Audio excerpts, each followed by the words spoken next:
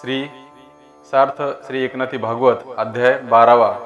ओंकार रूपी सद्गुरु वसंताला नमस्कार असो। भेदभाव मोडून ऐक्यतेचा काल येतो तेव्हाच तुझा ऋतू प्राप्त होतो आणि त्या ऋतूकाली वाहणारा वायू जेव्हा ज्ञानवनात शिरतो तेव्हा अविद्येची जुनी पाने तत्काल गळून पडतात व विरक्तपणाने आरक्त झालेली नवी पालवी शोभू लागते।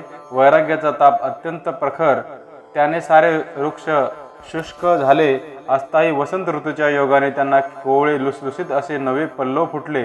वसंत ऋतू प्राप्त झाला असता त्याच्यामुळे त्या वृक्षांना आडव्या फांद्या फुटल्या व त्या ऋतूमुळेच सोहम भावाची, ब्रह्म ते मीच ह्या भावनेची पुष्पे त्या वृक्षांवर विकसित झाली। कृष्ण स्वरूपाशी तादात्म्य पावल्यामुळे काळे झालेले भ्रमर झेप घालून मोठ्या जलदीने तेथे आले आणि अत्यंत मृदूपणाने मकरंद सेवन करू लागले। तेव्हा त्यातील परागाला धक्का बसणार कसा? सद्भक्तिरूप मकरंदाच्या धारा प्राशन करता करता त्या भ्रमरांना अत्यंत आनंद झाला। तेव्हा ते हृदय कमलामध्ये शिरून स्थिर झाले आणि सुषुम्नेच्या द्वारातून पुढे निघाले। ते 6 कमळे व द्विदळे आदी करून 16 दळे भेदून आणखी पुढे झुकले आणि मलय वायूच्या जोराने पुढे झेपा घेत घेत सहस्रदळात जाऊन मिसळले। तेथे पांढरे शुभ्र पराग सेवन करून ते भ्रमरांचे संघ उन्मत्त झाले आणि त्यांनी आनंदाने गोंधळ मांडला। आत्मानंदाने त्यांनी सुखाचा कल्लोळ माजविला। इतक्यात अनुहताचा शब्द त्यांच्या कानावर आला। तो 10 प्रकारांनी रुणुझुणू करीत होता। त्या नादाचेही प्राशन करून निशब्दपणाने ते स्वस्थ बसले। तेथे मोक्ष सुखाचे घड डोलत असताना तो देखावा अत्यंत सुंदर दिसत होता। त्यामुळे जीवांची वासना पूर्ण होऊन ते सोहम या शब्दाने मोठी गर्जना करू लागले। इतक्यात मुमुक्षुरूपी मोर अत्यंत प्रेमाने आपला पिसारा उभारून नाचू लागले आणि वसंताने बहरलेल्या वनामध्ये येऊन त्यांनी गुरुनामाचा टाहो फोडला। यम नियमरूपी कोकिळा मौन धरून बसल्या होत्या। त्यांनी वसंत ऋतू राजाला पाहून मौन व्रताचे विसर्जन केले आणि मधुर स्तवनाने गरजू लागल्या। भक्तीच्या सरोवरात निर्मल पाणी असते म्हणून तेथे नवविधा भक्तिरूप कमलिनी प्रफुल्लित झाल्या। त्या ठिकाणी भक्त उत्तम प्रकारे स्नान करून न थांबता त्यात डुंबत राहिले। जीव आणि शिव हे 2 चक्रवाके त्या सरोवरातील पाणी सेवन करीत असता सद्गुरु रूपी ज्ञानसूर्य वसंताने शोभिवंत केलेल्या वनामध्ये उगवलेला पाहून एकत्र मिळाली। वसंत ऋतूच्या योगाने मोठमोठ्या वृक्षांना उल्हास प्राप्त होऊन त्यांना पालवी फुटली व त्यातून स्वानंदाच्या धारा गळू लागल्या। त्यांच्या पारंब्या तर पृथ्वीला फोडून शेषापर्यंत जाऊन पोहोचल्या। तेथे ज्ञानरूप मलय पर्वतावरील वारा वाहू लागला। तेव्हा त्यामुळे जिकडे तिकडे वनश्री प्रफुल्ल होऊन राहिली आणि मोक्ष मार्गातील पांथस्थांनी तेथे आत्मस्वरूपात सुखाने निद्रा केली।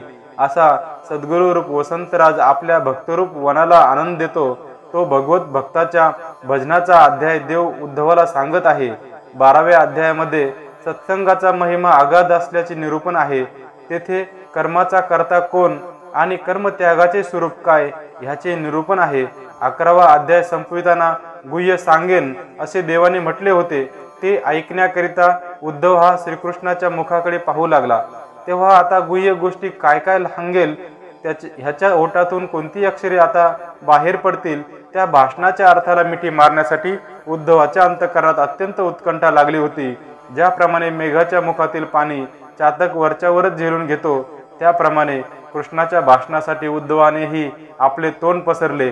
स्नान, संध्या आणि भोजन हे ह्या एकाच वेळी साधावे असे वाटले।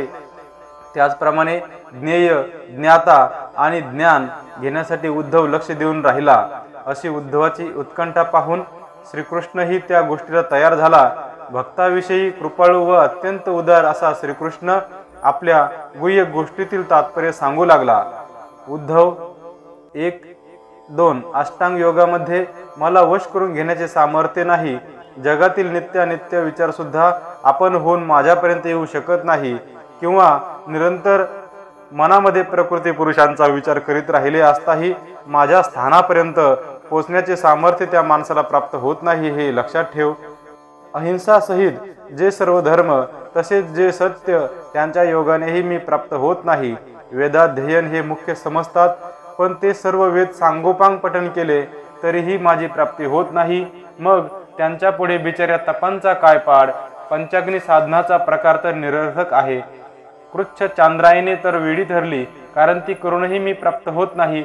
जो घरदार सोडून विरक्त होतो किंवा विरजा संन्यास घेण्यापूर्वी करावयाचा होम करून त्यात आपल्या सर्वस्वाचे हवन करीतो किंवा सर्व साधनात अत्यंत श्रेष्ठ असा संन्यास जो घेतो, त्यालाही मी परमेश्वर वश होत नाही. सर्व स्मार्त करणे करिता करिता कर्मठ लोक वेडे बनून राहिले, तरीही मी त्यांना सापडत नाही. होम करताना बिचाऱ्यांना कष्ट मात्र भोगावे लागतात.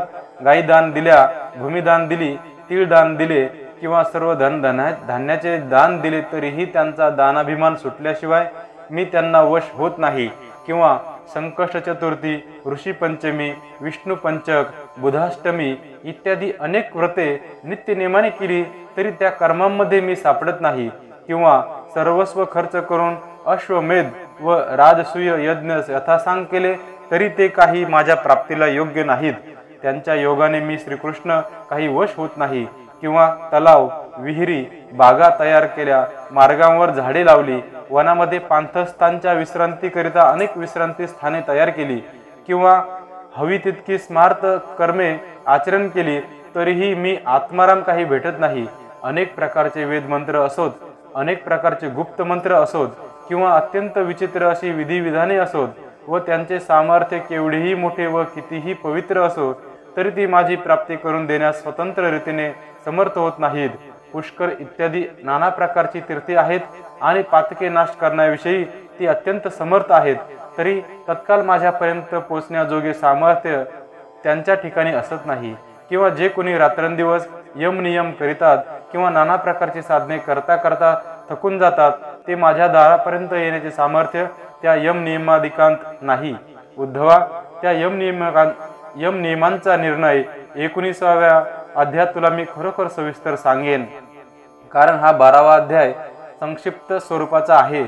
ते 12 असलेले यमनियम किंवा इतर सर्व साधनांचा समुदाय यांनी माझ्या नगराला वैकुंठाला येण्यास पुढे मार्गच सापडत नाही.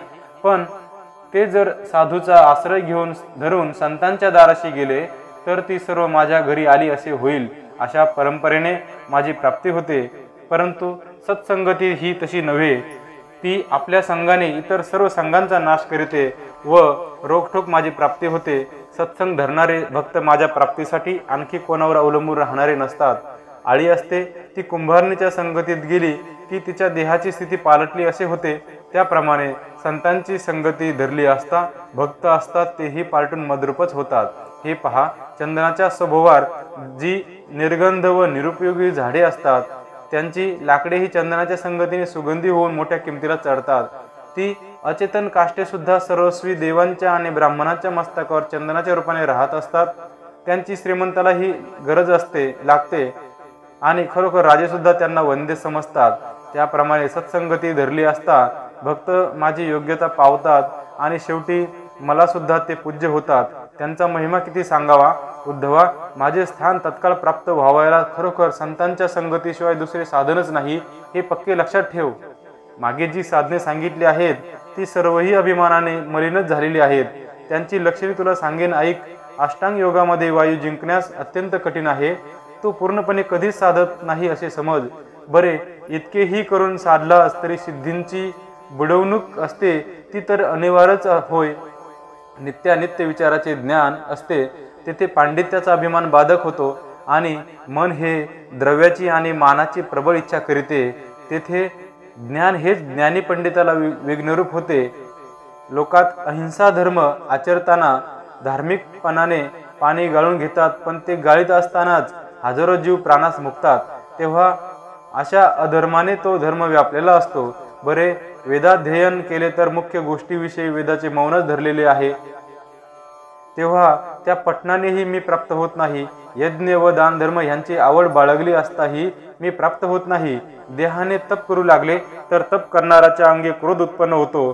तो तापसी व त्या क्रोधाला कधी मागे जाऊ देत नाही.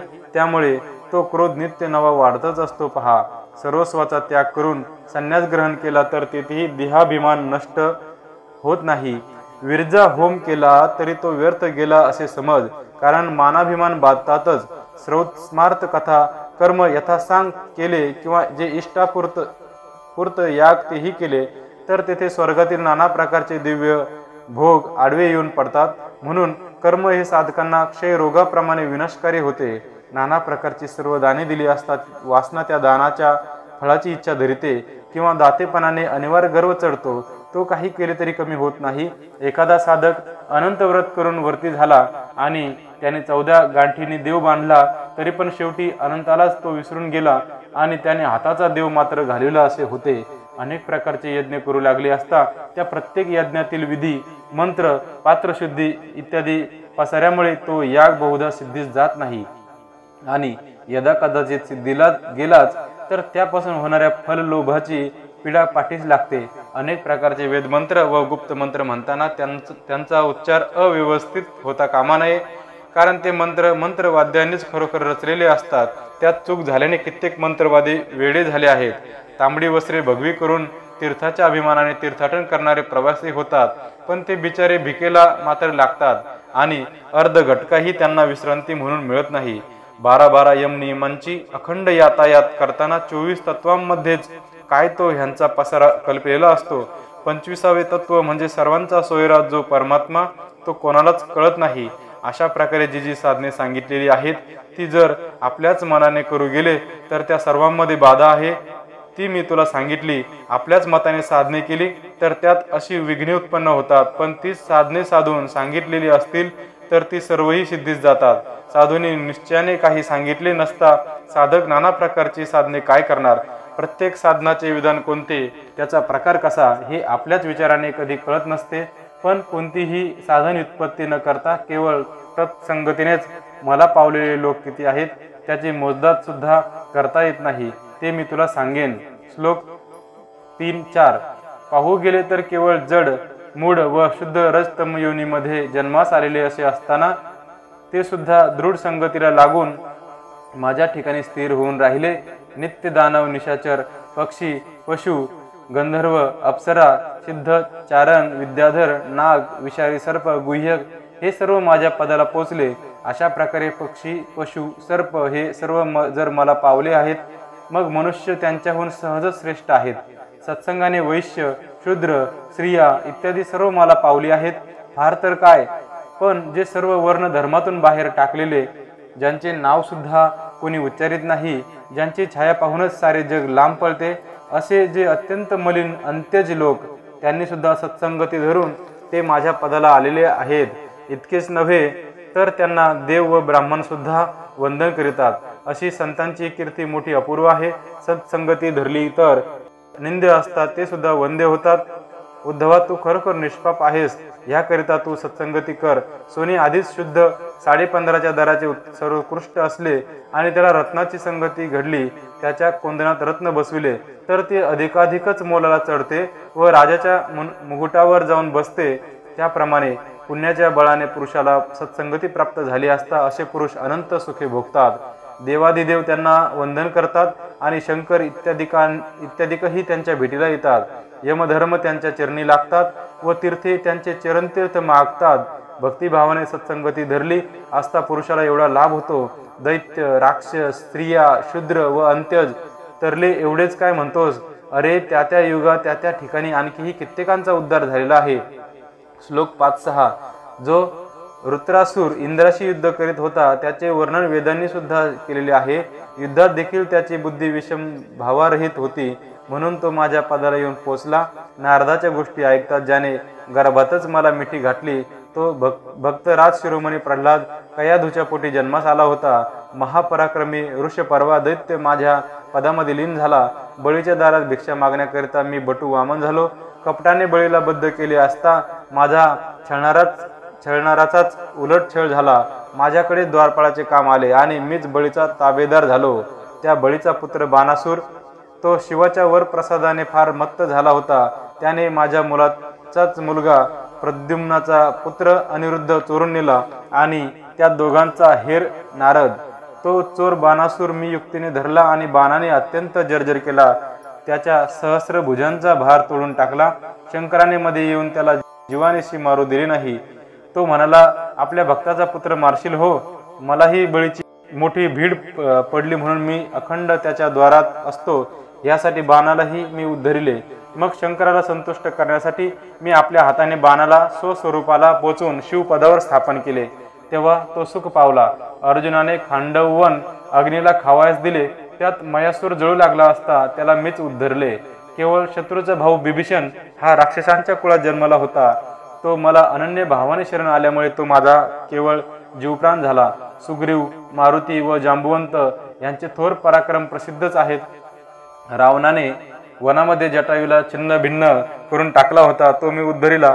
गजेंद्र सरोवरामध्ये नकराने ग्रासला होता, त्याच्या बायका मुलांनीही त्याला तसाच सोडून दिला।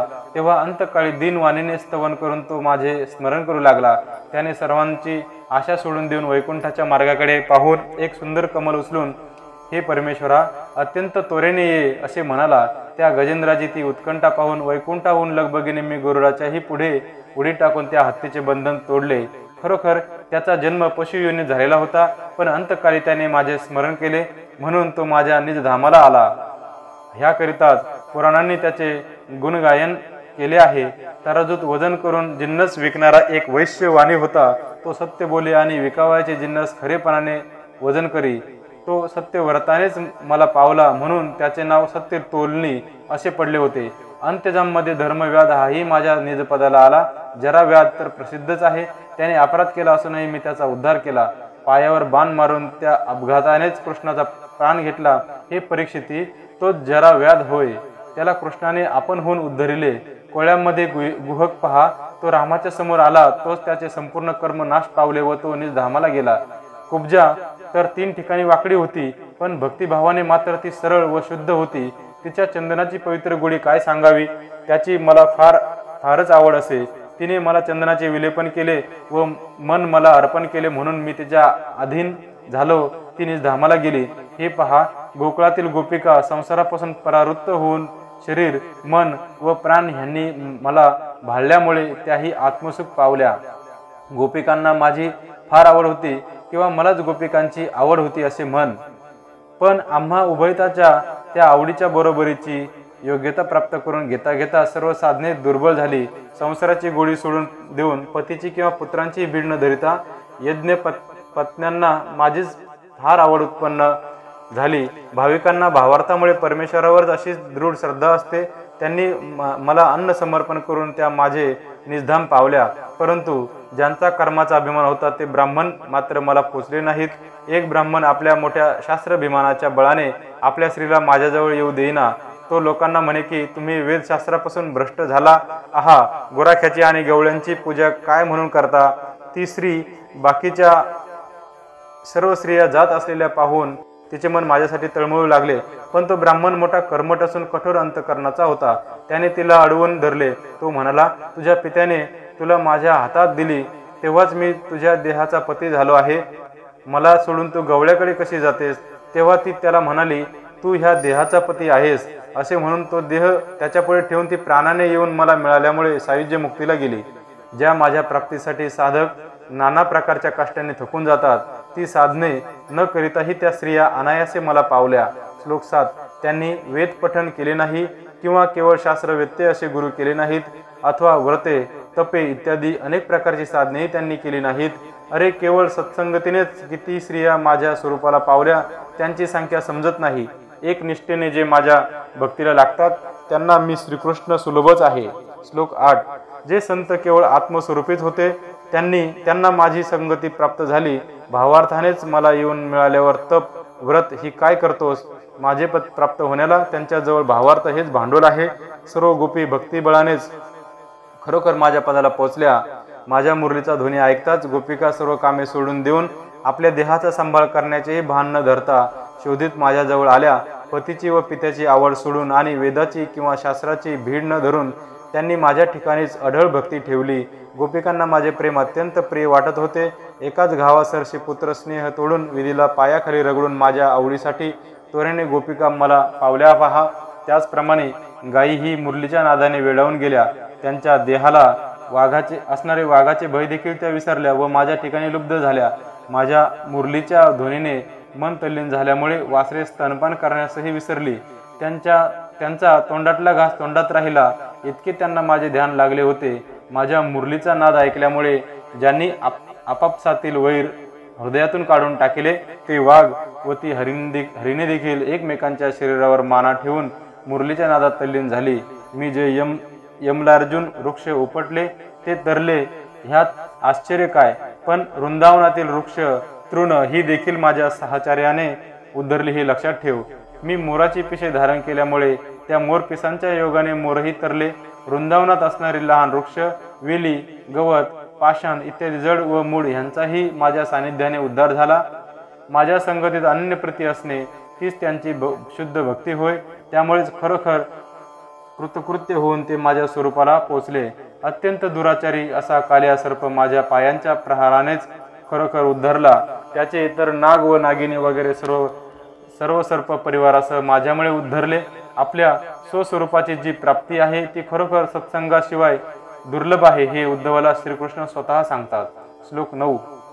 योग, याग, व्रत, दान, वेदाध्ययन, वेद व्याख्यान, तप, तीर्थ, ज्ञान, ध्यान, भक्तिभावाने संन्यास घेणे इत्यादी जे अनेक साधने आहेत ती निष्ठेने त्यांच्या नियमांसह केली असताही जर मनात दुराशा असली तर कितीही जीव तोडला तरी माझी प्राप्ती होत नाही। अशा प्रकारे साधने करून थकले असता अत्यंत प्रयासानेही माझी प्राप्ती होत नाही। पण ती माझी प्राप्ती गोपी सत्संगाला प्राप्त करून घेऊन अनायासाने पावल्या। त्या गोपिकांच्या मनात माझ्याविषयी फार प्रीती होती आणि माझी संगती हीच त्यांची सत्संगती होती। उद्धवा, सत्संगतीनेच खरोखर आत्मपदाची प्राप्ती होते असे समज। गोपिकांची प्रेमळ अवस्था कशी होती त्याचा अनुभव तुला गोकुळात आलेलाच आहे, पण त्यांची प्रीती कशी होती याविषयी तुला तर्कच करता येणार नाही। ते मी तुला सांगेन। गोपिकांचे निश्चिम प्रेम श्रीकृष्ण आपल्याच मुखाने सांगू लागला। उद्धवाचे भाग्य फारच मोठे, कारण देव आवडीचेच वर्म सांगू लागला। श्लोक 10। अक्रूराने खरोखरच मला बलरामासह मथुरेला नेले असता त्यावेळी गोपिकांना जे दुःख झाले ते मला सांगताही येत नाही। त्यांची ती अवस्था सांगू लागले असता अद्यापही माझ्या मनाला धीर धरवत नाही असे देव सांगू लागले असताच त्यांच्या गळ्यात गहिवर दाटून आला। भक्तांचे खरे प्रेम सांगता सांगता श्रीकृष्ण प्रेमाने पाझरू लागला, कारण जो भक्त कामनेचा कल्पतरोच अशा त्या श्रीकृष्णाला भक्तांची करुणा निरुपम होती। मला मथुरेला जाताना पाहून त्यांच्या नेत्रातून अश्रुधारांचे पूर वाहू लागले। माझ्याकरिता त्यांचे हृदय तडतडात तुटू लागले। प्रेमाने त्या भूमीवर लोळणच घेऊ लागल्या। त्यांच्या अंतःकरणातील प्रीती अत्यंत उत्कट होती, त्यामुळे त्यांनी मागे परत जावे असा मी प्रयत्न केला असताही त्या मागे सरल्या नाहीत। पाय धरलेले सोडीचनात माझ्यासाठी काकुळतीला येत होत्या। त्यांच्या हृदयातील भक्ती केवळ अपूर्व होती। त्यांनी माझ्या स्वरूपाला मिठी घातली। ती सोडू लागले असता त्यांच्या हातांची गाठ सुटेच ना व त्यांनी सोडलेला श्वास त्यांच्या देहात परत जाईच ना। त्या सर्वस्वी लाज विसरूनच गेल्या। सासऱ्याच्या, पतीच्या व बापाच्या देखत माझ्या चरणावर मस्तक ठेवून मोठमोठ्याने आक्रोश करून रडू लागल्या। माझ्याशिवाय त्यांना सर्वत्र ओस दिसू लागले। माझीच वाट त्या पुन्हा पुन्हा आशेने पाहू लागल्या आणि मोठे मोठे सुस्कारे सोडून ओक्साबोक्शी हुंदके देऊन म्हणाल्या, हा दुष्ट मूर्ती आमचा जिवलग मित्र घेऊन जातो हो। अक्रूराला त्याच्या तोंडासमोर क्रूर म्हणू लागल्या आणि माझ्याजवळ अत्यंत काकुळतीला आल्या। माझ्यासमोर उभ्या राहून माझे शोभिवंत मुख त्यांनी पाहिले, तोच त्यांना माझ्या वियोगाचे दुःख आठवले व त्यामुळे खाली तोंड करून विलाप करू लागल्या। अशा त्या माझ्यावर आसक्त झालेल्या होत्या। त्यांनी आपले चित्त अनन्य भावाने माझ्या ठिकाणीच ठेवले होते। त्या आपली सर्व देहसुखे विसरून गेल्या। अशा त्या माझ्यावर अत्यंत प्रेम करीत होत्या। खरोखर माझ्या वियोगाने त्यांना माझ्याविषयी अत्यंत दुःख होत होते। त्यांच्या दुःखाची अवस्था शब्दांनी मला सांगता येत नाही। माझ्याशिवाय जे जे म्हणून काही सुख होते ते त्या गोपिकांना केवळ दुःखच वाटू लागले। किती अलौकिक माझी ही आवड ही अंतःकरणातून मला त्या काही सोडीसनात। मला गोकुळात राहणे घडले असताना त्या माझ्यावर आसक्तचित्त झाल्या होत्या। त्या आसक्तीची साध्यंत हकीकत ऐक आता सांगतो। श्लोक 11। त्या गोपिकांचा हर्ष किती आश्चर्यकारक होता असे पहा की मला वृंदावनात जाताना पाहताच माझे मुख पाहून त्या प्रातःकाळी आनंदाचा उपभोग घेत 2 प्रहरच्या वेळी मी गायींना पाणी पाजून आणून गोठणीत बसवीत असे। तेथे मला पाहण्यासाठी त्या गवळणी पाण्याच्या निमित्ताने येत असत। तेथे नाना प्रकारचे विनोद, अनेक प्रकारच्या लीला व अनेक प्रकारचे खेळ खेळताना ती प्रत्येक प्रकारची मौज पाहून त्या प्रेमळ गोपिका आनंदाने सुखी होत असत। मला सायंकाळी गावात येताना पाहून आरत्या व निंबलोन घेऊन त्या माझ्यासमोर धावत येत आणि मोठ्या आनंदाने चरणावर मस्तक ठेवीत। अशा रीतीने सकाळी, दुपारी व संध्याकाळी अशी तिन्ही काळी माझी दर्शने घेत असताही त्यांच्या चित्ताची तृप्तता होत नसे, त्याच्याही पलीकडची एक अत्यंत गुह्य व एकांतात घडलेली गोष्ट आहे. उद्धवा, त्या गुह्य गोष्टीतील महत्त्व मी तुला सांगेन. ते महान सुखाचेही सुखस्थान आहे. मी प्रत्यक्ष श्रीकृष्ण असताही त्या सुखात नाचत राहिलो. रास क्रीडेच्या रात्री आम्हा सर्वांना जी सुखप्राप्ती झाली ते सुख गोपिकाच जाणतात किंवा मी श्रीकृष्णच जाणतो. त्या सुखातील सुखगोडी बिचारी लक्ष्मी तरी काय जाणणार. ब्रह्मदेवादिक सुद्धा केवळ वेडे होऊन गेले. ते त्या सुखाची गोडी जाणू शकले नाहीत. ते सुख मिळविण्याकरिता शंकर योगाभ्यासी झाला तरी सुद्धा त्याला त्या सुखाची प्राप्ती झाली नाही. तो मोहिनीला पाहताच भुलून गेला. पार्वती भिल्लीन होऊन तिने शंकर भुलविला. त्या सुखाची सुखकारक गोष्ट हठयोगी व तपस्वी लोक जाणत नाहीत. उद्धवा, महामूर्ती संकर्षण हा खरोखर जवळ असून त्याला त्या सुखाची प्राप्ती मुळीच झाली नाही. गोपिकांजवळ ही जी रासक्रीडा झाली त्यावर कोणी असे म्हणेल की केवळ कामासक्ती होती, पण तेथे कामाची प्राप्ती कुठली? उद्धवा, नीट ऐकून घे. कामाने शंकराला पूर्णपणे जिंकल्यामुळे तो काम म्हणू लागला की मी मोठा पराक्रमी आहे. तो आपले धनुष्यबाण सज्ज करून माझ्या रासक्रीडेचा भेद करण्यासाठी निघाला. परंतु ज्याचे माझ्या स्वरूपाचे ढाल संरक्षणासाठी असेल तेथे कामाचा कामपणा काही चालत नाही. मदनाच्या बाणांचे अगदी तुकडे तुकडे उडून गेले. इतकी माझ्या स्मरणाचे ढाल बळकट आहे. मदनाची दृष्टी मोठी चपल असते. तो पराक्रमी मदन संधी साधून कामुकांना आपल्या तीक्ष्ण बाणाने विद्ध करतो, पण ती कामबाणादी श्रीहरीच्या रंगामध्ये मुळीच टिकाव धरीत नाही. ज्या ठिकाणी मी प्रत्यक्ष आत्मारामच क्रीडा करीत असतो तेथे बिचारा काम घुसणार कसा? माझ्या प्राप्तीच्या इच्छेनेच गोपिका कामरहित झाल्या. त्यांना काम वासना उरली नाही. जो जो कोणी माझ्या नामाचे स्मरण करतो त्याच्याकडे काम पाहूच शकत नाही. ज्या ठिकाणी मी पुरुषोत्तम रममान होतो त्या ठिकाणी काम कर्माचा रिगाव होत नाही. काम म्हणतो, हाय हाय, मी भाग्याला चढूनही मोठा अभागी झालो. रास क्रीडेतील शेवटच्या गोष्टीपर्यंत आज मी करंटा पोचू शकत नाही. ती मौजेची रासक्रीडा पाहून काम घटाघटा लाल घोटीत बसला तरी त्याला त्यातील लेशही प्राप्त झाला नाही. म्हणून ते सुख मिळण्यासाठी अभिमानाची लाज सोडून देऊन तो माझ्याच पोटी जन्मास आला. तो मदन मग मी आपल्या मांडीवर घेतला व लाडीकपणाने त्याला आनंदित केले. असे ते माझे आत्मसुख गोपींनी रासक्रीडेच्या निमित्ताने भोगले. ती रासक्रीडेची रात्र मी ब्रह्मदेवाच्या 6 महिन्या एवढी, मनुष्याच्या 3,60,000 महायुगा एवढी केली होती. पण गोपिका ती रात्र अर्ध्या क्षणासारखी मानून सकाळी इतक्या लवकर सूर्य का उगवला असे त्या म्हणाल्या. जेथे माझ्याच क्रीडा सुखाच्या लाटा उसळत होत्या तेथे काळ आणि वेळ कोण स्मरणार? गोपींचे भाग्य मोठे बलवत्तर म्हणून माझे शुद्ध सुख त्यांना मिळाले. अशा माझ्या संगतीत त्यांनी किती रात्री उपभोगल्या त्याची गणतीच समजत नाही. तरी त्यांची तृप्ती म्हणून झाली नाही. माझ्यावर त्यांचे प्रेम वाढतच गेले. गोपिकांनी माझी भक्ती करून मला श्रीकृष्णाला प्रसन्न करून घेतले आणि माझी सुखप्राप्ती होण्याकरिता एकांतात रासक्रीडा मागितली. त्या गोपिका म्हणजे वेदोदरांतील श्रुती होत असे समज. श्रुतीच्या रूपाने सुद्धा त्यांना माझी प्राप्ती झाली नाही. म्हणून त्या नीती येथे काही परमेश्वर प्राप्ती नाही, येथे काही परमेश्वर प्राप्ती नाही असे म्हणून तिथून माघाऱ्या फिरल्या. माझ्या सुखाची संगती त्यांना तेथे मिळाली नाही. विषयबुद्धी हे मुख्य अज्ञान होय. ते असले की मी कधीही भेटत नाही हे लक्षात ठेव. किंवा वेदोक्त विधीचे ज्ञाते पण असले तरी त्यामुळे मी पूर्णत्वाने भेटावायचा नाही. जाणीव आणि नेणीव निखालस नाहीशी झाल्यावर माझे आत्मसुख प्राप्त होते. श्रुतींनी हे निश्चितपणे जाणले म्हणून सुखासाठीच त्या गोकुळात आल्या. त्याच सर्व श्रुती गोपींच्या रूपाने गोकुळात आल्या असे समज. आणि रासक्रीडेच्या निमित्ताने एकांतामध्ये त्या माझ्या सुखप्राप्तीचा उपभोग घेऊ लागल्या. उद्धवा, हे बोलणे ही एका बाजूस राहू द्या. ज्याचा जसा भाव असतो त्यासाठी मी तसा देव होतो यात संशय नाही. हे पहा उद्धवा, मी श्रीकृष्णांना कोणत्याही वेळी विन्मुख होत नाही. तो भक्त जशी भावना धरतो त्याला मी तसाच फलद्रूप होतो. पहा, मी लोकांना नेहमी सन्मुख आहे, पण लोकच मला विन्मुख होतात.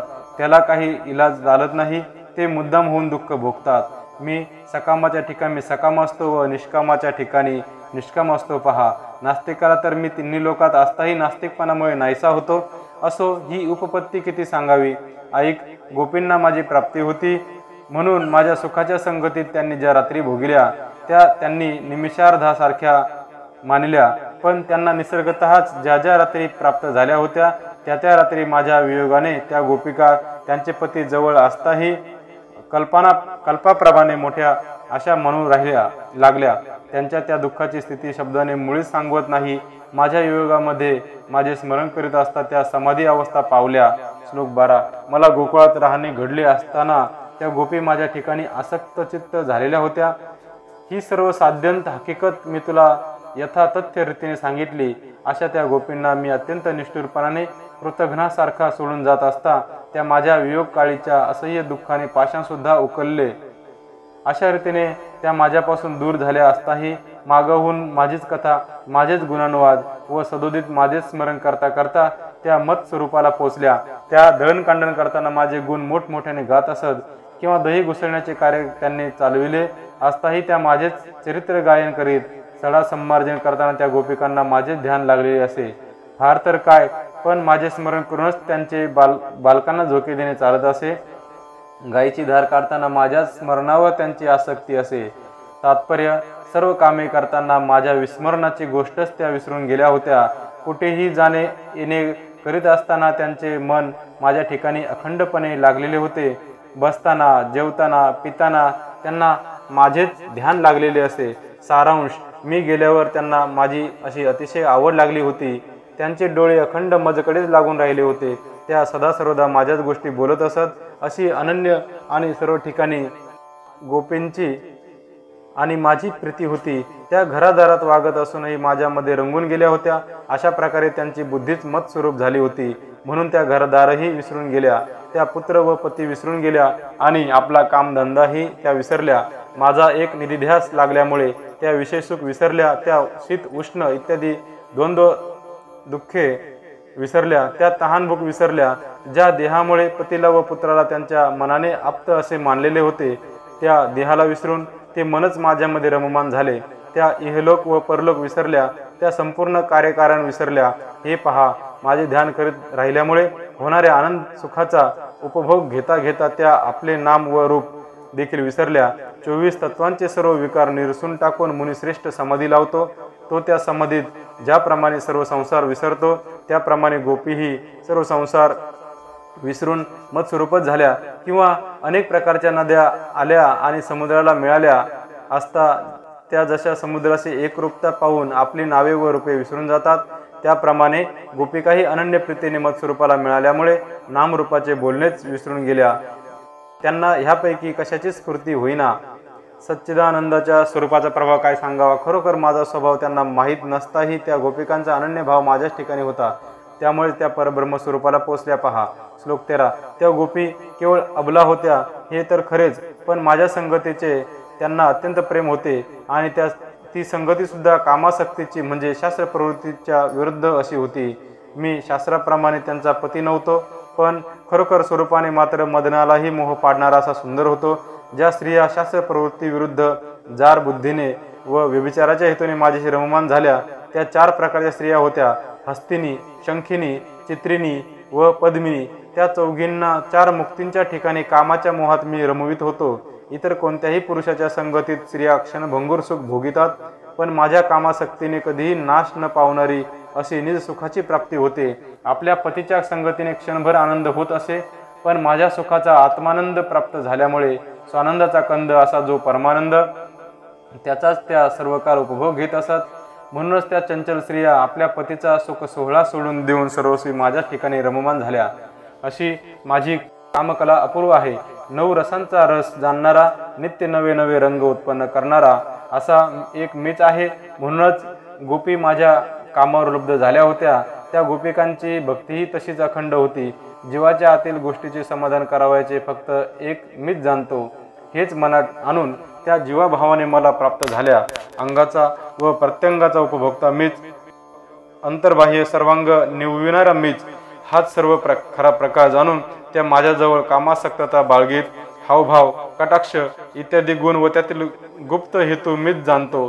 कोणत्या वेळी कोणते गुण समजावायचे, कोणत्या वेळी कसे व कुठे एकत्र व्हावायचे हेही मलाच ठाऊक आहे.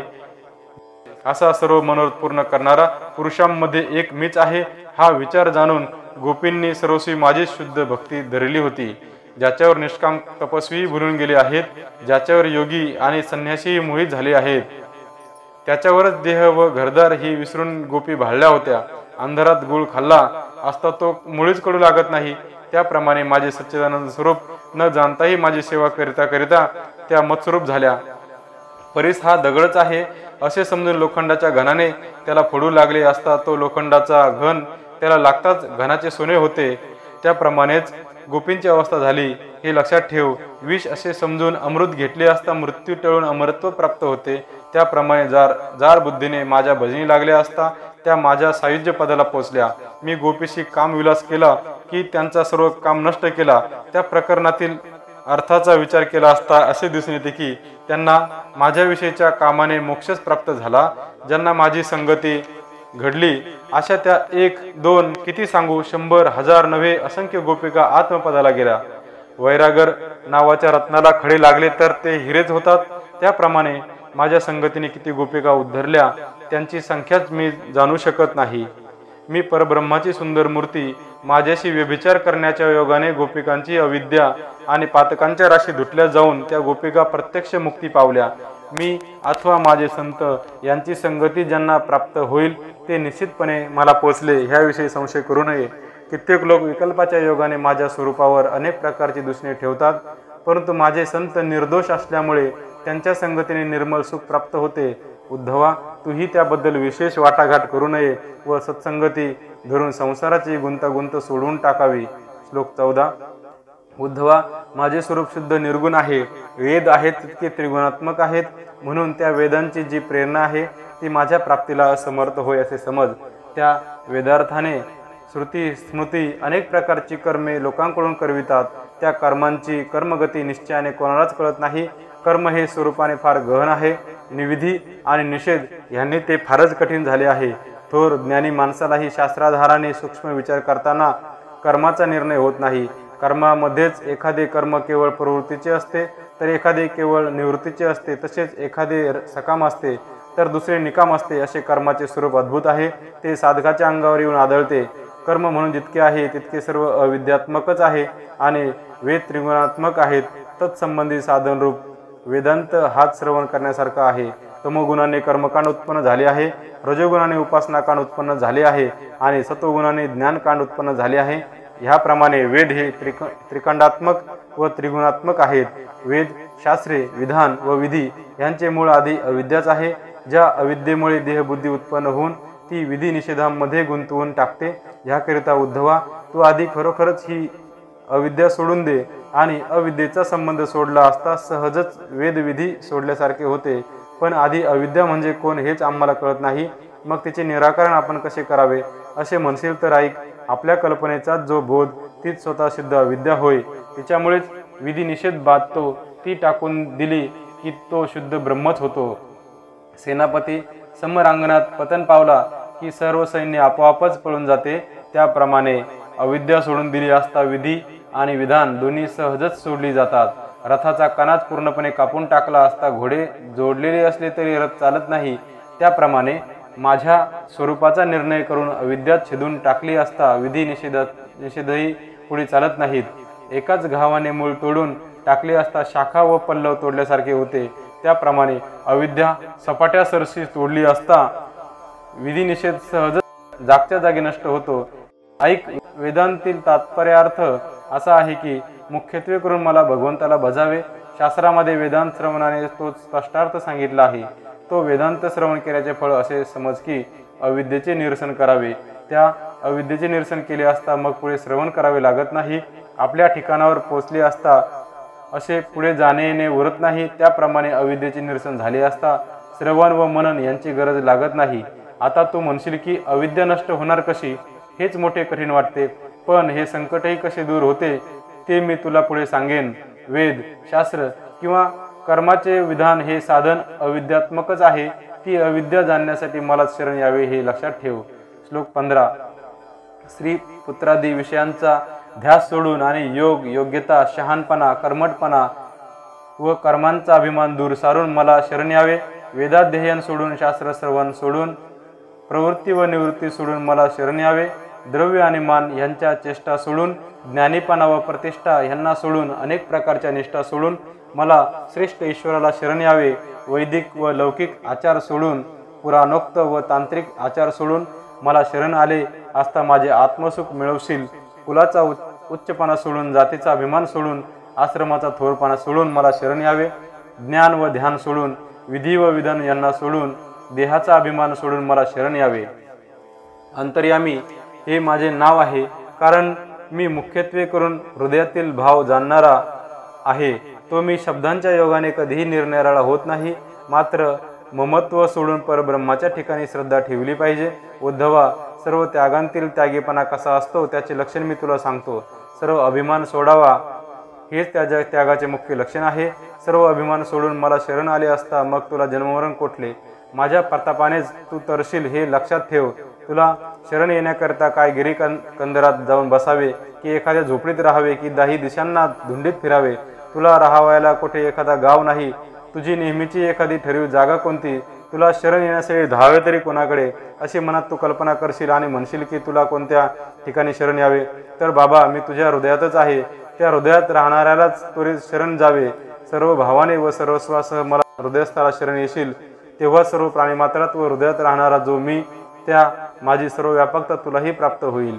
तीळ मात्रही अभिमान शिल्लक ठेवून जर मला शरण येशील तर माझी प्राप्ती व्हावायची नाही, कारण अभिमान हेच माझ्या प्राप्तीला विघ्न आहे।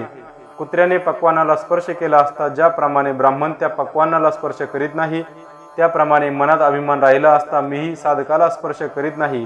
रजस्वला स्त्रीचे बोलणे ऐकून पुरस्चरण करणारा जसा लांब पळून जातो, त्याप्रमाणे अहंकाराचे साधन जवळ असल्यास मी जवळ असलेलाही दूर जातो। परटाने विटाळलेले पाणी ज्याप्रमाणे सज्जन स्वीकारित नाहीत, त्याप्रमाणे उद्धवा, हृदयात अभिमान असता मी भेटत नाही असे समज। डोळ्यामध्ये गेलेला खडा विरघळत नाही, जखमेत शिरलेले भाल्याचे टोक त्यातच जिरत नाही, मोत्यामध्ये टाके शिरत नाही किंवा खिरीत सराटा चालत नाही, त्याप्रमाणे उद्धवा, माझ्यामध्येही अभिमान शिरत नाही हे लक्षात ठेव। ही त्यागातील तात्पर्याची खूण मी तुला पूर्णपणे सांगितली। आपली पत्नी पर पुरुषाशी सहवास करताना दिसली असता तिचा पती तिला सोडून देतो, त्याप्रमाणे अभिमानात गुंतून राहणाऱ्या भक्तांना मी श्रीकृष्ण स्वीकारित नाही।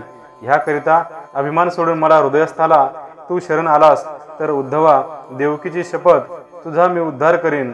पण तू म्हणशील की तुला तर 2 आया आहेत, तेव्हा कोणत्या आईची शपथ खरी मानावी? तर मला खरोखर तुझीच शपथ आहे, तुला माझ्यामुळेच निर्भयता प्राप्त होईल। पण तू शब्दात काही सापडत नाहीस आणि क्रिया म्हणून तुला काहीच नाही, तेव्हा तुझी अनभाग तरी खरी मानावी काय? अशी जर काही मनामध्ये कल्पना आणशील आणि तुझ्या शब्दावर विश्वास ठेवून असलेला स्वधर्म सोडून द्यावा व तुझी शपथ खोटी ठरली तर मग तुझ्यासारख्या समर्थाशी कोणी भांडत बसावे असे म्हणशील तर उद्धवा, असे मात्र म्हणू नको। मी जी तुझी शपथ वाहिली ती परमात्म्याचीच शपथ होय, ती सर्वथैव खरी आहे असे समज। उद्धवा, तू माझा परिपूर्ण आत्मा आहेस, माझ्यामध्ये आणि तुझ्यामध्ये मी तूपणाचा भेद नाही। त्यात तुझी शपथ मी वाहिली तिला परमात्मा तत्व हेच थोर साक्षीदार आहे। पण मी सांगितलेल्या सिद्धांताला प्रत्यक्ष वस्तुस्थितीचे प्रमाणच असताना अनभाग तरी कशाला पाहिजे? सर्व भावाने तू मला शरण आलास तर आताच्या आताच तरशील असे समज। मला प्रेमाने शरण आलास तर कळीकाळ सुद्धा तुझ्या पाया पडेल। मग बिचारे, संसाराचे भय ते किती? तुझ्याकडे वक्र दृष्टीने पाहण्याची छाती कोणाची आहे? तू शरण आलास की तात्काळ तुला माझेच सामर्थ्य प्राप्त होईल, तेव्हा संसाराचे सर्व भय नाहीसे होईल आणि कळीकाळ तुला कापावायला लागतील। गवतामध्ये विस्तवाची ठिणगी पडून पेटली असता तो अग्नी अनेक अरण्यातील झाडेच्या झाडे जाळून टाकतो, त्याप्रमाणे शुद्ध अंतःकरणाने तू मला शरण आलास तर संसाराच्या अरण्यात तू जाळून टाकशील। हृदयस्थाला शरण यावे हे खरे, पण तो हृदयस्थ आम्हाला कळत नाही असे तू म्हणशील तर उद्धवा, त्याचेही स्वरूप सांगतो ऐक। नाम, रूप इत्यादिकांचा अभिमान सोडून उद्धवपण म्हणून जे काय स्फुरण राहते तेच माझे हृदयस्थाचे स्वरूप होय असे समज। त्यालाच तू शरण जा। नाम, रूप किंवा गुण यांचा जो संबंध तीच खरोखर माया होय। ती सोडून जी शक्ती स्फुरण रूप पाहताना देवच दिसू लागते, स्फुरणरूप होत असते, तेच माझे हृदयस्थाचे स्वरूप होय। अशा रीतीने हृदयस्थाची प्राप्ती झाली की त्यावेळी सर्व प्राणीमात्रांमध्ये पाहताना देवच दिसू लागतो। तेथे उद्धव म्हणून कोणी वेगळा राहावायला रिकामी जागाच दिसत नाही। त्यावेळी सर्व प्राणीमात्रांमध्ये एक मीच भरलेला दिसतो, हे निश्चयाने खात्रीपूर्वक लक्षात ठेव। डोळ्यांनी अनेक लोक पाहिले असताही त्या सर्वात मीच एक भरलेला दिसत असतो। अशा प्रकारे तू हृदयस्थाशी ऐक्यता पावलास म्हणजे मग मद्रूप होऊन मला पावशील उद्धवा, अशी माझी प्राप्ती अगदी निर्भयपणाची आणि अढळ आहे. अशी गुह्य गोष्ट सांगून देव उद्धवाची पाठ थोपटू लागला. तेव्हा त्यानेही देवाच्या पायांना मिठी घातली. कृष्ण त्याला वर उठवू लागला तरी तो उठेना. तो म्हणाला, तू आपली गुह्य गोष्ट सांगितलीस ती सहजच मला मान्य झाली. आता एका गोष्टीबद्दल मात्र मला संशय वाटतो. ह्याकरिता तेवढे मी तुला विचारीन. श्लोक 16. श्रीकृष्णा वेदांचे आणि शास्त्रांचे मंथन करून काढलेले सार किंवा योगरूप किल्ल्यातील भांडार किंवा रसाळ सुखाचा भरलेला सुख समुद्रच खरोखर मला उपदेश करून सांगितलास. तू योग्यांचा योगेश्वर आहेस. तू सर्व जगाचा ईश्वर आहेस. तुझे भाषण सत्यच असावायचे, पण मला ते संशयास्पद वाटते. तूच मोठ्या कळकळीने प्रथम सांगितलेस की स्वधर्माचरण करावे आणि ते तुझे भाषण खरे मानून मी त्याच्यावरच सर्वस्वी विश्वास ठेविला. जे स्वधर्माचरण करावायचे तेच माझे भजन होय असे सांगितलेस आणि आता अखेरीला तेही सोडून देऊन शरण यावे म्हणतोस. तेव्हा आत्मा हा कर्ता आहे की अकर्ता आहे हेच खरोखर कळत नाही. आम्ही आता सर्व प्रकारे कर्म करावे की सोडून द्यावे. श्रीकृष्णा तुझ्या उपदेशाची तऱ्हा काही अव्यवस्थित आहे. ती तू सांगत असताना आम्हा दुबळ्यांच्या मनामध्ये मोठा संशय मात्र वाढत जातो. श्रीकृष्णा आता करावे तरी काय? आत्मा जर अकर्ता होईल तर कर्माचा कर्ता तरी कोण? आणि आत्म्याकडे जर अकर्तव्यता येईल तर त्याग घडणे मुळी संभवतच नाही. हा उद्धवाचा प्रश्न ऐकून कमलनयन घनश्याम श्रीकृष्ण हसून काय म्हणाला ते नीट श्रवण करावे. श्लोक 17. बाबा उद्धवा ऐक, मी मायेच्या स्वभावाला अनुसरून जीव दशेला आलेलो आहे. म्हणून जीवाला जीव धर्मानेच कर्तृत्व घडत असते. पाण्यामध्ये सूर्य प्रतिबिंबित झाला आणि ते पाणी हलू लागले म्हणजे त्यामुळे त्यातील सूर्यच हालतो असे दिसते. त्याप्रमाणे मी अकर्ताच असताही जीवाच्या अहंता धर्माने मी कर्ता असल्याप्रमाणे दिसतो. राजा निद्रेला वश झाला असता तो एखाद्या वेळी स्वप्नामध्ये स्वतः भिकारी बनतो. त्याचप्रमाणे प्रकृतीमुळेच मला जीवपणा असल्याचा भास होतो हे लक्षात ठेव. वस्तुतः स्वतः आपणच राजा आहे, पण स्वप्नामध्ये तोच भिकारी होऊन कोरड्या अन्नाची भीक मागतो. त्यावेळी जो कोणी मुठभर दाणे देतो त्याची तो राजा आपण होऊन स्तुती करतो की अरे तू राजा आहेस बरे. वास्तविक तो आपणच राजा आहे, पण त्यावेळी हे त्यालाच ठाऊक नसते. त्याप्रमाणेच जीवालाही होते. त्याचे स्वतःचे पूर्णत्व त्यालाच कळत नाही. ज्याप्रमाणे स्वप्नातील अवस्थेमध्ये राजा हा भिकाऱ्याप्रमाणे सर्व वृत्ती करतो, त्याप्रमाणे खरोखरच अविद्येमुळे मी कर्मकर्ता झालो आहे. अशाच अवस्थेमध्ये वेदोक्त विधिविधान जीवावर कोसळते, करणे भाग पडते. ह्याकरिता जोपर्यंत ब्रह्मज्ञान झाले नाही तोपर्यंत स्वधर्माचरण करावे. राजा जागा होऊन राजवैभवावर आला नाही तोपर्यंत भिकाऱ्याप्रमाणे सर्व काम त्याच्याकडून घडते. त्याप्रमाणे ब्रह्मज्ञान झालेले नाही तोपर्यंत स्वधर्माचरण करावे. कारण राजा जागा होऊन राजपदावर आला की भीक असा शब्द म्हणताच तो लाजू लागतो. त्याप्रमाणे जो ब्रह्मज्ञान पावला तो मी करता हे शब्द कधीच बोलत नाही. राजाला जसा खोटाच भिकारीपणा आलेला होता त्याप्रमाणे परमात्म्यालाही जीवपणा हा मिथ्या होय हे लक्षात ठेव. आता त्या जीवाला शरीरामध्ये संचार करावा लागतो. त्याचे थोडेसे लक्ष नाही. जीव हा जडाला सजीव करणारा आहे म्हणून त्याला जीव असे म्हणतात. तेव्हा सहजच त्याच्या स्वभाव धर्माप्रमाणे जीवाला चैतन्य रूपता प्राप्त होते. घागरीमध्ये दिवा ठेवला तेव्हा घागरभर प्रकाश झाला. तोच दिवा घरात ठेवला तर तेव्हा घरभर प्रकाश झाला. त्याप्रमाणे शरीरात आहे तोपर्यंतच हा जीव आहे. एरवी विचार केला तर साक्षात सदाशिव आहे. आता याविषयी अधिक बोलण्याचे काही कारणच नाही. जीवाचा आणि शिवाचा जो अनुभव तो असा आहे, आरशातील सूर्य हातात असल्यासारखा दिसतो. त्याप्रमाणे शरीरामध्येही जीवाची प्रसूती जन्म झालेली आहे. त्या जीवाची स्थिती प्रकर्ष करून राहते व म्हणून तिला प्रसूती असे म्हणतात. आरसा अगदी लहान असतो तरी त्यात सगळा सूर्य प्रतिबिंब रूपाने राहतो. त्याप्रमाणे विदेहाला देह धारण करावा लागतो. त्याला विवर प्रवेशन म्हणजे बिळात शिरणे असे म्हणतात. डबक्यामध्ये चंद्राचे प्रतिबिंब पडले म्हणजे तो आकाशातील चंद्रच खाली गेलेला दिसतो. त्याप्रमाणेच शरीरामध्ये जीवाची प्रसूती होते म्हणजेच अव्यक्त हे व्यक्तामध्ये प्रवेश करीते. पाण्यात सूर्य प्रतिबिंबित झाला तरी तो काही पाण्याने ओला होत नाही. त्याप्रमाणे देहामध्ये कर्मे करीत राहिला तरी आपला आत्मा अलिप्तच राहिलेला आहे. पाण्यातील प्रतिबिंब पाण्याच्या हेलकाव्याने असे हलते. त्याप्रमाणे जीवाला जन्ममरण प्राप्त होते. डबक्यात असा पूर्णचंद्र प्रतिबिंब रूपाने अडकला जातो, त्याप्रमाणे जीवालाही कर्माचे बंधन प्राप्त होते. डबक्यातील पाणी आटून गेले व प्रतिबिंब नाही दिसेनासे झाले, म्हणून त्यामुळे चंद्रबिंब नाहीसे झाले काय? ते चंद्राचे बिंब होते तसेच राहिले. डबक्यातील पाण्यामुळे ते उत्पन्न झाले, पण पाणी आटताच नाहीसे झाले. ही दोन्ही खोटीच. डबक्यातला चंद्र बाहेर काढावयास गेले तर तो मुळीच खोटा असल्यामुळे हातात येत नाही. त्याप्रमाणे देहामध्ये जीवपणा खोटाच असतो. तो खरा मानलेला असता अतिशय दुःखी व्हावे लागते. आरसा थोर असो की लहान असो, त्यात संपूर्ण सूर्याचे प्रतिबिंब असतेच. त्याप्रमाणे अंतःकरणात असणारा मी सर्व प्राणीमात्रांमध्ये समान आणि संपूर्ण भरलेला असतो. सूर्य हा सर्वांना डबक्याच्या आत अडकलेला दिसतो. त्याप्रमाणे जीवाला कर्माचे बंधन आहे हे खरेच आहे असे मूर्ख लोक मानतात. आकाशातील सूर्य पाहत नाहीत आणि तो डबक्यातच अडकलेला आहे असे मानतात. त्याप्रमाणे निर्गुणाचा ज्यांना अनुभवच नाही तेच जीवाला बद्ध असे म्हणतात. आगीच्या ज्वाळा जाळ्यात अडकवायचा प्रयत्न केला असता त्या जाळ्यात धरिता धरिताच जाळे जळून जाते. त्याप्रमाणे आत्म्याला कर्मामध्ये बद्ध करताना कर्मातलाच कर्मपणा निःसत्व होऊन जातो.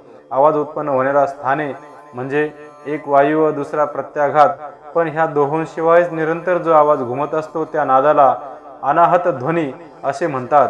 त्या अनाहत ध्वनीचा जो मूळ शब्द त्याला परा व अपरा वाणीमध्ये परेचा नाद असे म्हणतात.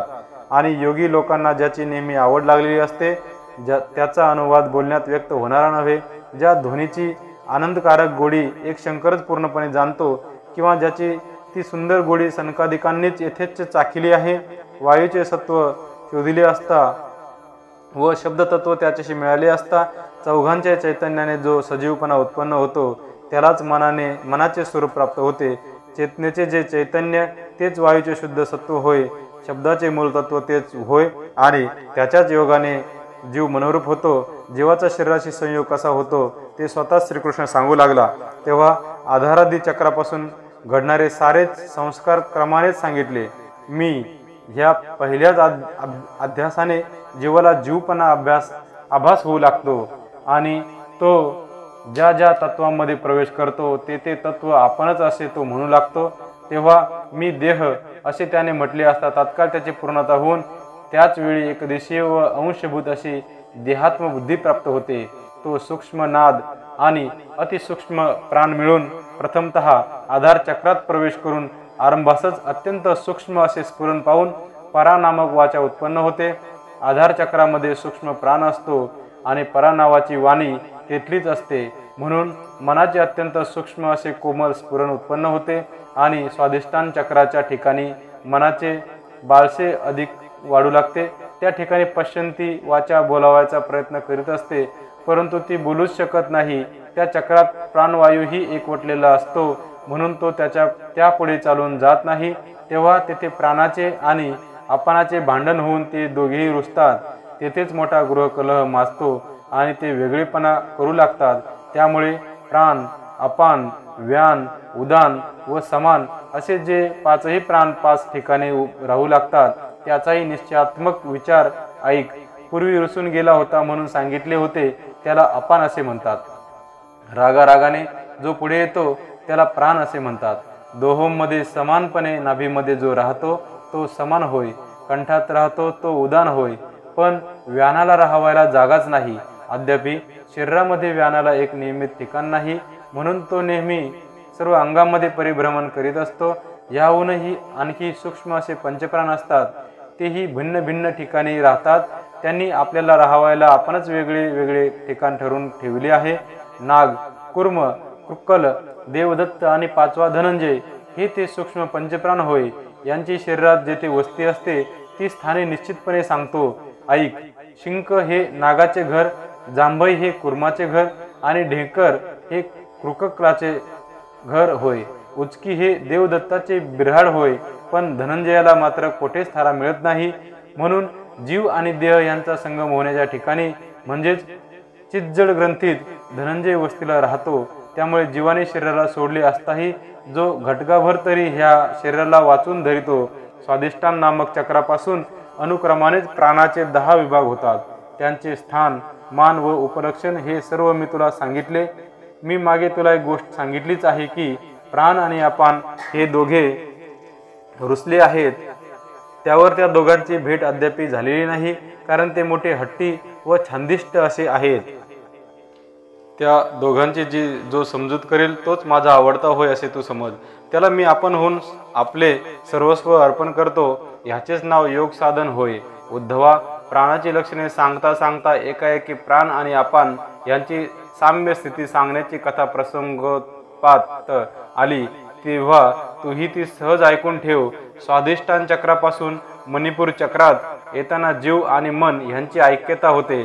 तेथे सूक्ष्म प्राण राहत असल्यामुळे पश्यंती ही परावाणीच्या ऐक्यतेला प्राप्त होते.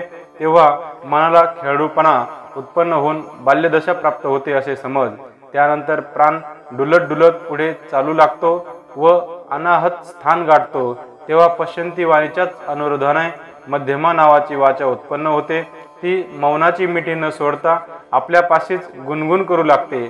तेथे मनाला मुग्धावस्था 16 वर्षे वयाच्या आतील अवस्था प्राप्त होऊन ती मागे पुढे सांभाळताना अनेक प्रकारचे उपभोग व सुखस्थिती यांची इच्छा करते, पण लज्जेने मुळीच बोलत नाही. मग प्राण मोठ्या त्वरेने विशुद्धी स्थानाला प्राप्त होतो व तेथे उच्छृंखल अशा उदानाचे स्वरूप तो प्राण धारण करीतो. तेव्हा मनालाही परिपूर्ण तारुण्य पण प्राप्त होते. त्या विशुद्धी चक्रामध्ये आतून परावाणी ही येऊन मिळते आणि पश्यंती व मध्यमा ह्याही एक होतात. अशा प्रकारे त्या सर्व वाचा तेथे मोठ्या दिमाखाने घुमावयास लागतात. त्यांच्या त्या झणकाराच्या मागोमाग लागलीच तोंडातून वाणी प्रगट होते. ती तारुण्याने मोठी उन्मत झालेली असते व त्यामुळे ती स्वरांची आणि वर्णांची भलभलती बडबड सुरू करते. आज्ञाचक्र हे भुव्यामध्ये असून ते त्यांच्यामध्ये निराळे आहे. तेथे वाणीला जाता येत नाही. योग्यांचे हंस लक्षण तेच. ही अनुक्रमाने 6 चक्रे आहेत हे लक्षात ठेव. 4 मातृका, 28 वर्ण व 16 संपूर्ण स्वर हे सर्व प्राप्त झाले म्हणजे तेच योग्याचे हंस प्राप्तीचे लक्षण होय. आता कोणत्या चक्रात कोणते वर्ण उत्पन्न होतात, मातृकांचे स्थान कोणते, सर्व स्वर कोठे उत्पन्न होतात तेही लक्षण ऐक. आधार चक्रामध्ये 4 पाकळ्यांची आकृती असते आणि त्या आकृतीमध्ये 4 मात्रा राहिलेल्या असतात. व, श, श आणि स ह्या अक्षरांना शास्त्र लोकांनी मात्रा असे म्हटले आहे.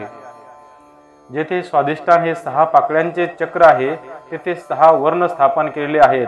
ब कारापासून तो ल कारापर्यंत ब, भ, म, य, र, ल हे जे 6 वर्ण आहेत ते त्या ठिकाणी असतात असे निश्चित समज. मणिपूर चक्राला 10 पाकळ्या आहेत. तेथे 10 वर्ण स्थापन केलेले आहेत. ड कारापासून फ कारापर्यंत ड, ढ, न, त, थ, द, ध, न, प, फ जे 10 वर्ण ते त्या चक्रात राहत असतात. अनाहत चक्र 12 पाकळ्यांचे आहे. तेथे क कारापासून ठ कारापर्यंत क, ख, ग, घ, ड, च, छ, ज, झ, त्र, ट, ठ 12 वर्ण ठेवलेले आहेत. ते त्या चक्रामध्ये शोभत असतात. विशुद्ध चक्र 16 पाकळ्यांचे असून त्यात अ, इ, उ, ऋ, लृ वगैरे एकंदर 16 स्वर आहेत. कंठस्थानामध्ये ह्या सर्व स्वरांचा समुदाय जमलेला असतो. वेदांमध्ये त्यांचे अगाध सामर्थ्य दिसून येते. आज्ञाचक्र मात्र अतिशय अवघड आहे. तेथे काकीमुख ह्या नावाचे असलेले दार उघडतच नाही. तेथे प्राणांची लटपट काही चालत नाही. तेथील मार्ग अतिशय बिकट असल्यामुळे तो त्यांना सापडत नाही. ते आज्ञाचक्र 2 पाकळ्यांचे असून शुद्ध हंसाचे मंदिर होय. तेथे पोहोचावायला अत्यंत थोर असे योग सामर्थ्य लागते. या स्थानी पोहोचण्यासाठी योगी नाना प्रकारचे हठयोग आचरण करतात, पण त्यांनी कितीही संकटे सोसून योगाभ्यास केला असता अखेरीला तेही तेथे पोचत नाहीत. माझे हे स्थान प्राप्त होण्याला अत्यंत गूढ असे एक अनुष्ठान आहे. सोहम हंसा चे साधन जो सावधपणाने साध्य करील तोच ह्या स्थळी पोचेल. प्राणायामाचा विरोध व त्याग करून सोहम हंसा चे स्मरण करून सावधगिरीने जो हे अनुष्ठान साध्य करील तोच हे स्थान प्राप्त करून घेईल. त्यालाच वायूचा निरोध होतो आणि तोच आज्ञाचक्रात प्रवेश करीतो. इतकेच नव्हे तर तो तेथूनही पुढे अचूक निर्णयात्मक मार्ग शोधून काढितो. तेथे रिद्धी सिद्धीचे समुदाय अनेक सुख समृद्धीची फळे त्याला प्राप्त करून देतात. पण तो त्या सर्वांना बाजूला ढकलून आपल्याच पवित्र मार्गाने पुढे चालू लागतो।